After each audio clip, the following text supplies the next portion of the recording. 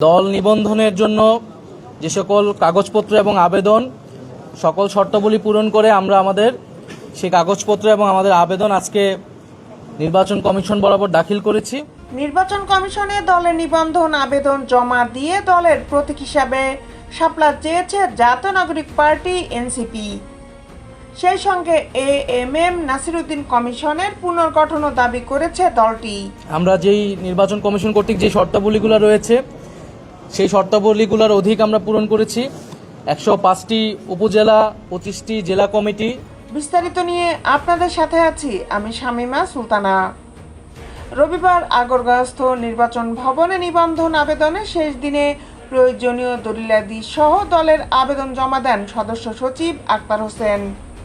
এ সময় দলের মুখ্য সমন্বয়ক নাসিরউদ্দিন পাটোয়ারি, উত্তরাঞ্চলের সমন্বয়ক সার্জিস আলম, সিনিয়র যুগ্ম আহ্বায়ক সামান্তা শারমিন, যুগ্ম মুখ্য সমন্বয়ক আরিফুর রহমান তুহিন সহ একটি প্রতিনিধি দল উপস্থিত ছিলেন।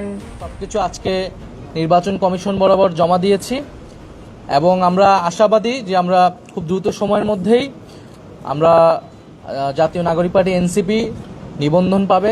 বিকাল 4টার দিকে প্রায় 50 জন নেতা কর্মী সহ এনসিপি প্রতিনিধি দল নির্বাচন ভবনে আসে। পরে নির্বাচন ভবনের দ্বিতীয় তলায় ডেস্ক প্যাচে গিয়ে আবেদনপত্র জমা দেন তারা।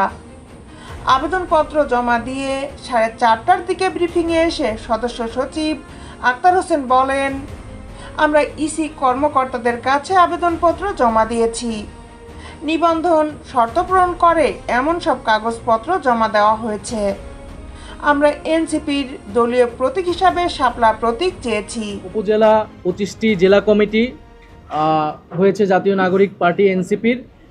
এছাড়াও প্রতিটি উপজেলায় মুখ্য সমন্বয়ক নাসিরউদ্দিন পাটোয়ারি জানান, শাপলা ছাড়াও কলম ও মোবাইল প্রতীক হিসাবে চেয়েছে এনসিপি।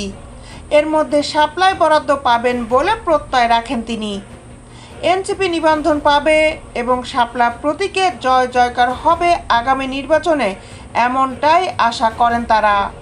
ভবিষ্যতের যে প্রতীকগুলো আমরা চেয়েছি নির্বাচন কমিশন অন্তর্ভুক্ত করুক, কারণ বাংলাদেশে যে প্রতীকগুলো বর্তমানে রয়েছে এখানে আমরা ভালো কোনো প্রতীক দেখতে পাই না।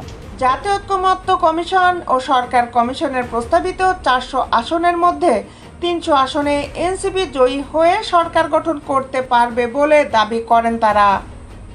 এক প্রশ্নের জবাবে নাসিরউদ্দিন পাটোয়ারি বলেন, আমরা এখনও দাবি করছি বর্তমান ইসির পুনর্গঠন করতে হবে। এসি পুনর্গঠন হতে হবে এবং পুনর্গঠন হবেই।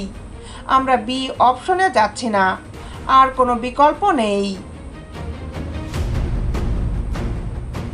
দেশ বিদেশের আপডেট নিউজ পেতে আমাদের সাথেই থাকুন। Justice television, Dhaka.